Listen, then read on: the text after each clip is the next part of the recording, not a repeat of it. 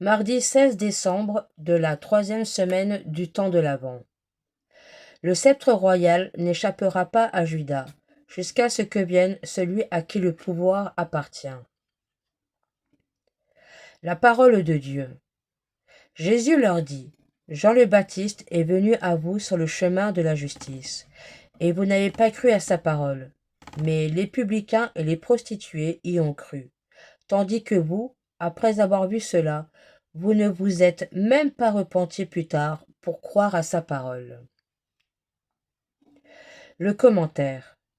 Les grands prêtres et les anciens, interlocuteurs de Jésus, dans ce débat sur Jean le Baptiste, ont dû s'étrangler d'indignation en l'écoutant les comparer aux publicains et aux prostituées, pour donner l'avantage à ces derniers.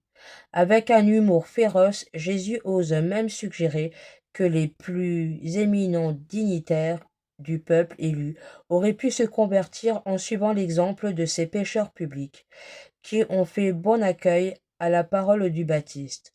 C'est le monde à l'envers. Pourtant, au-delà de l'ironie, Jésus met en lumière qu'il y avait là une double chance de conversion. Si vous avez manqué la prédication de Jean, il reste encore la trace lumineuse qu'elle a laissée dans le cœur des auditeurs les mieux disposés. Et nous, bons chrétiens du XXIe siècle, sommes-nous prêts à nous laisser interpeller par la foi et la charité de ceux qui sont très différents de nous, qui ne rentrent pas dans nos cases et sont peu présentables, mais moins encombrés et moins rétifs que nous. Aujourd'hui, le Seigneur envoie des prophètes pour appeler à la conversion, et nous pouvons tous être un peu prophètes les uns pour les autres en nous laissant travailler par l'Esprit. Louer et intercéder. Avec confiance, prions le Christ qui vient nous sortir de notre sommeil. Viens, fruit de la terre et don du ciel.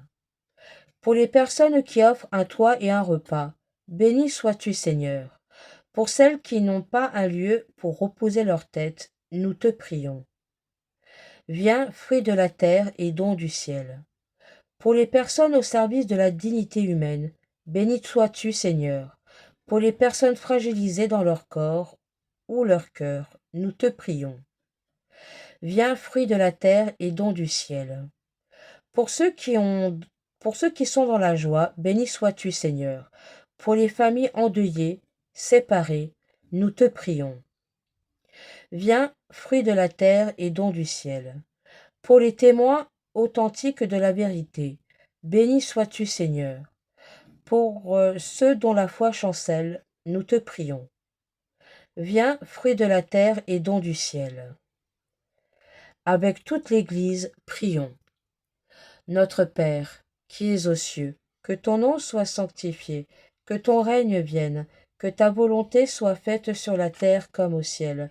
Donne-nous aujourd'hui notre pain de ce jour. Pardonne-nous nos offenses, comme nous pardonnons aussi à ceux qui nous ont offensés, et ne nous laisse pas entrer en tentation, mais délivre-nous du mal.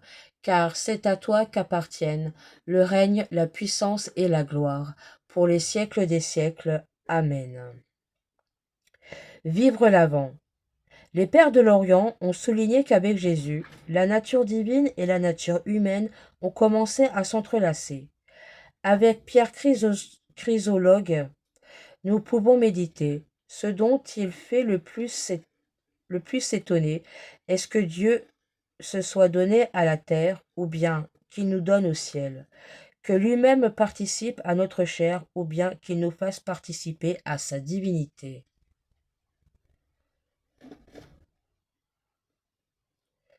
Cheminer avec Marie. Mère du Rédempteur du ciel, brillante porte, bel astre que le calme apporte, aide l'âme qui tombe et veut se relever. Toi qui, par un miracle étonnant la nature, du Dieu qui vient pour nous sauver, du Dieu qui cria tout est mère et créature.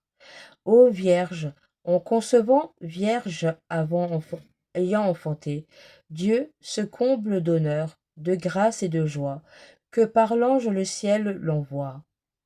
montre aux humbles pécheurs ton extrême bonté. Ainsi soit-il. Sabbat. Avec la rencontre entre Salomon et la reine de Saba, notre pèlerinage, notre regard, s'ouvre au-delà de la terre d'Israël.